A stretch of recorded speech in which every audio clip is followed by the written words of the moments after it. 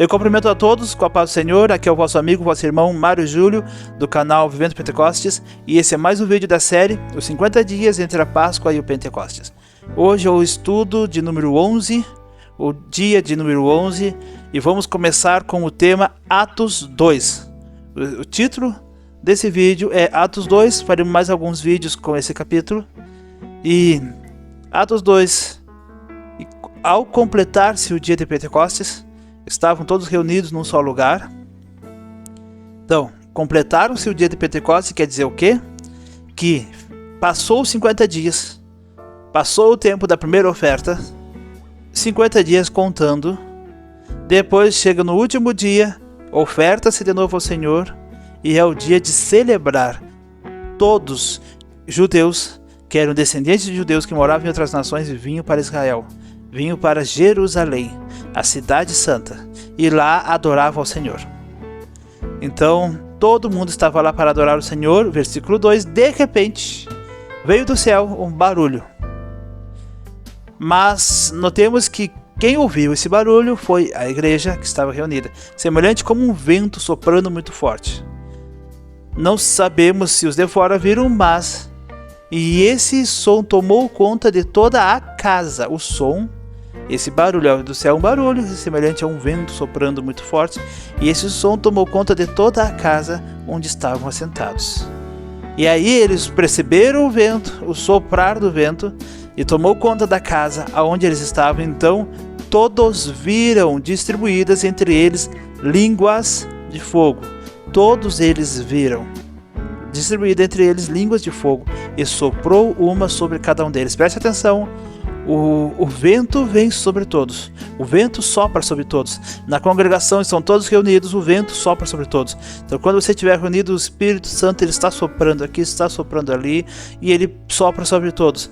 Mas línguas repartidas como de fogo pousou sobre cada um deles. Cada um recebe uma porção do Espírito Santo, recebe uma porção da presença de Deus, uns mais, outros menos. Então, pousou sobre cada um deles. Versículo 4, todas as pessoas ali reunidas ficaram cheias do Espírito Santo, aleluia, e começaram a falar em outras línguas de acordo com o poder. Falaram em outras línguas de acordo com o poder que o próprio Espírito Santo lhes concedia que falassem. Então nós estamos aqui, nesse período, nesse momento, para mim, é um dos momentos ápices da história da humanidade, um dos momentos mais altos da história da humanidade. Eu coloco ali a entrega do tabernáculo em que Deus desceu, a entrega do templo em que Deus desceu, o nascimento de Jesus em que Deus desceu, o próprio Jesus, Deus desceu, e o Pentecostes em que Deus desceu. Eu coloco junto nesse momento o Éden, quando Deus desce para visitar Adão, no tabernáculo, quando Deus desce, no templo de Salomão, quando Deus desce, Jesus Cristo nascendo, quando Deus desce, e quando o Espírito Santo desce, sempre com o objetivo de habitar entre os homens. Então, completaram-se os 50 dias do Shavuot. Jesus havia ficado com eles 40 dias. Preste atenção numa coisa.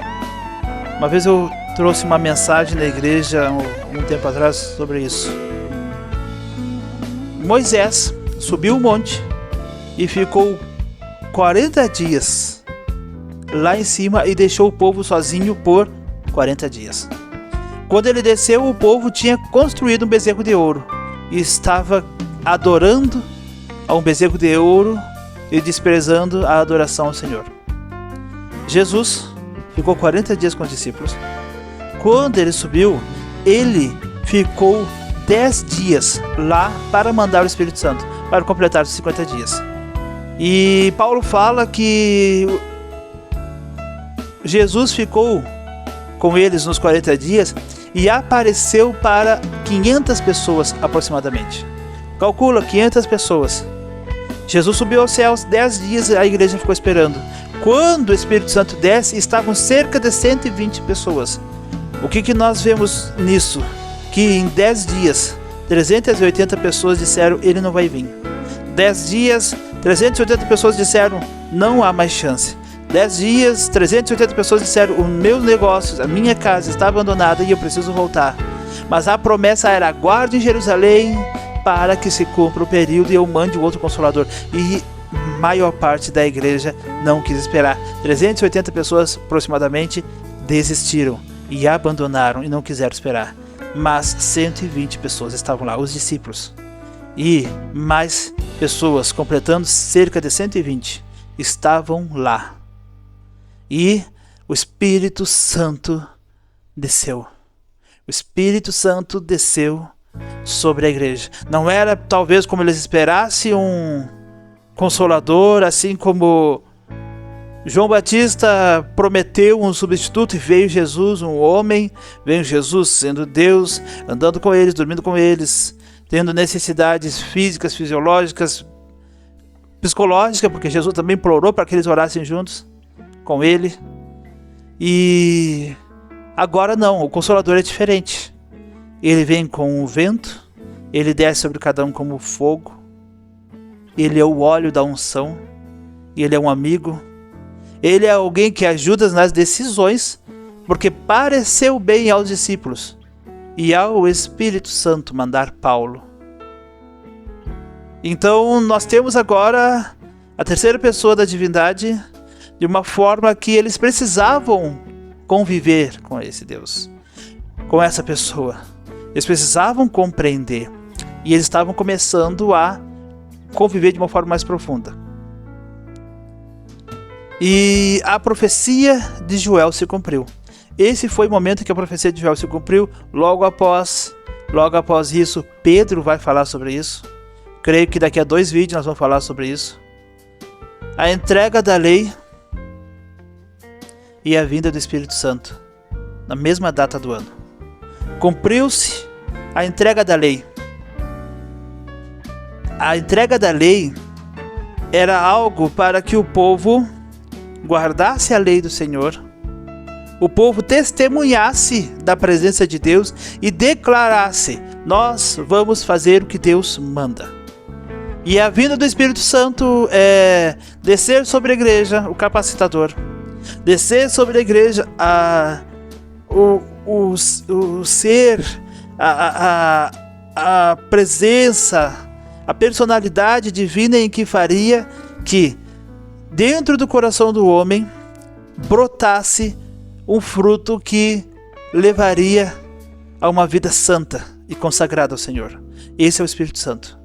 E ele estava lá, habitando entre os homens, agora, literalmente habitando, porque Deus quis habitar entre os homens e os homens recusaram. Jesus quis habitar entre os homens e os homens recusaram. E agora está o Espírito Santo habitando na igreja.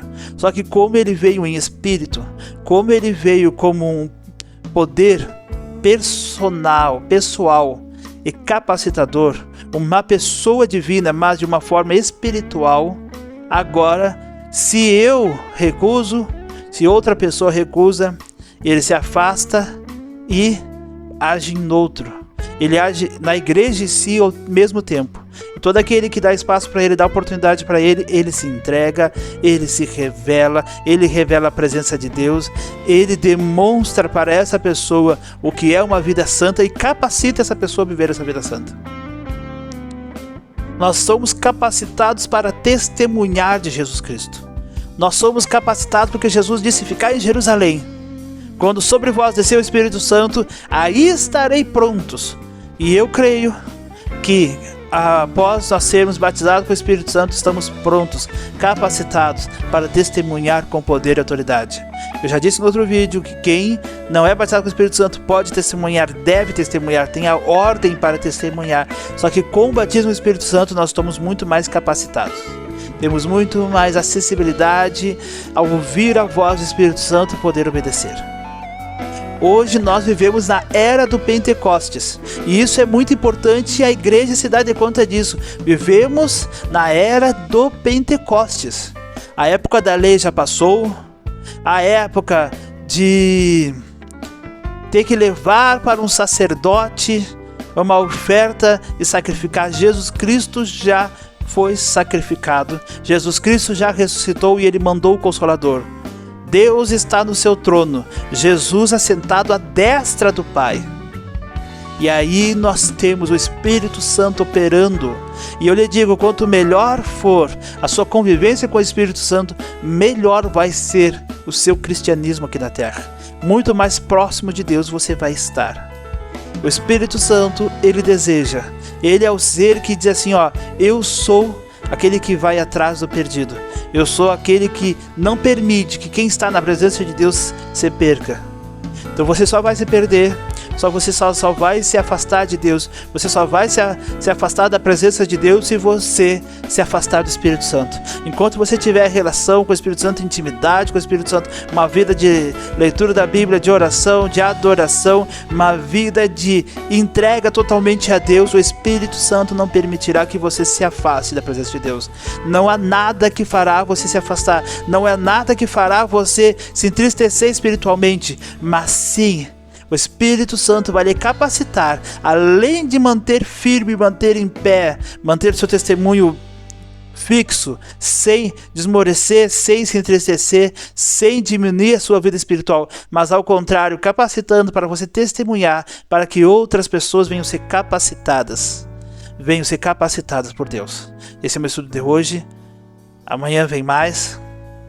Então, continuamos no mesmo objetivo. Qual é o objetivo desse estudo de 50 dias? Buscarmos o avivamento para a igreja do Brasil. Avivamento para a igreja do Brasil. Mas um avivamento que os cristãos sejam santos, consagrados, dedicados, que a igreja abandone o pecado, que a igreja abandone muitas coisas erradas, que os líderes venham se render aos pés do Senhor e viver uma vida santa, e que a igreja venha viver aos pés do Senhor e viver uma vida santa, como Deus disse, sejam santos porque eu sou santo. Querem viver verdadeiro avivamento? A igreja viva uma vida santa, abandone o pecado e busque o Senhor de todo o seu coração. Aí a igreja poderá viver um verdadeiro avivamento no meio de pecado, no meio de falhas, no meio de muitas coisas erradas que às vezes nem são contadas entre os que não são cristãos. Muitas coisas erradas. A igreja precisa se arrepender, a igreja precisa se consertar, a igreja precisa se santificar para viver o verdadeiro cristianismo. Vivendo o verdadeiro cristianismo, virá ao Brasil um verdadeiro Pentecostes, em que a igreja sairá das quatro paredes, evangelizará, ganhará almas e também poderá estar capacitada para mandar missionários aos 4 cantos da terra, para todas as nações. Mas precisamos primeiro viver uma vida santa. Em nome de Jesus, esse é o meu objetivo, essa é a minha oração, e eu vou falar isso até o último dia. Em nome de Jesus, Deus abençoe sua casa, sua família, sua vida e entregue-se cada vez mais para o Senhor. Em nome de Jesus. Amém? Deus abençoe e até o próximo vídeo. Amém?